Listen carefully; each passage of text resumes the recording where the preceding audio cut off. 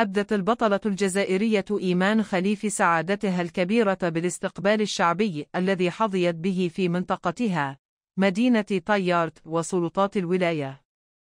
وقالت البطلة الجزائرية إيمان خليف في تصريح لها عقب استقبالها من والي ولاية طيارت علي بوقر: الاستقبال كان حر في مدينتي ومن قبل الوالي، أشكر الجميع وسعيدة برؤية أبناء منطقتي.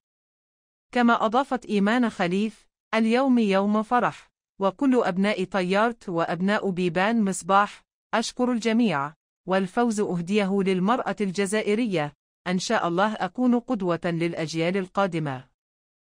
وختمت صاحبة الميدالية الذهبية في الألعاب الأولمبية التي جرت بباريس: التوفيق كان من عند الله سبحانه وتعالى، الفرحة جميلة لرؤية أبناء ولايتي.